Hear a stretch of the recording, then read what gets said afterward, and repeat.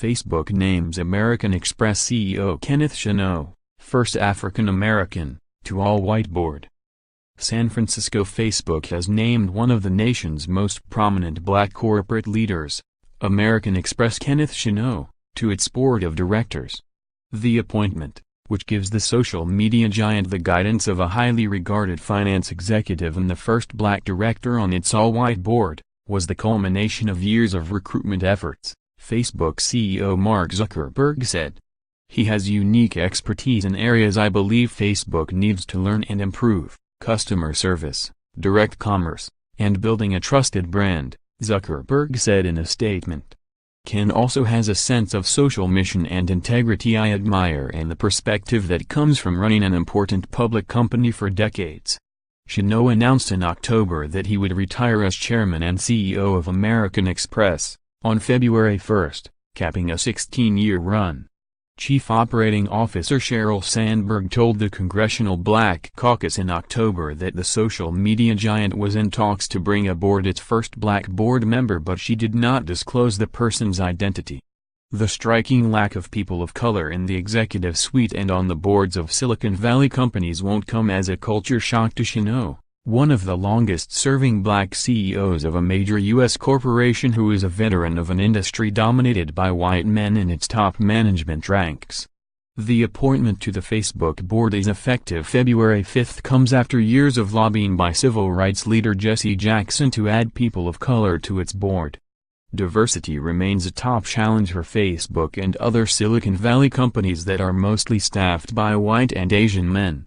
Top universities turn out black and Hispanic computer science and computer engineering graduates at twice the rate that leading technology companies hire them, USA Today research showed.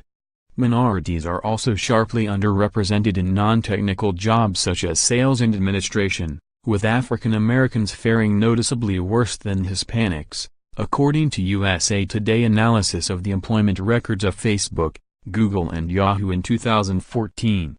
Women now make up 35% of Facebook's global workforce, up from 33%, and hold 19% of technical roles, up from 17%, the Menlo Park, California company said last year. More, Russia exploited race divisions on Facebook. More black staffers, diversity could have helped. More, Facebook makes diversity gains but still struggles in key area. More, Facebook takes heat for diversity pipeline remarks in the U.S. Facebook has brought aboard more people of color. 3% of Facebook workers are African American, up from 2%, and 5% of them are Hispanic, up from 4%. But Facebook fell short where the lack of diversity is most acute, in the proportion of African American and Hispanic workers in technical roles, which has stayed flat at 1% and 3% respectively since 2014. The percentage of African Americans and Hispanics in senior leadership positions at Facebook has also remained largely unchanged. And the actual numbers of African Americans and Hispanics working at Facebook in the U.S. remain small.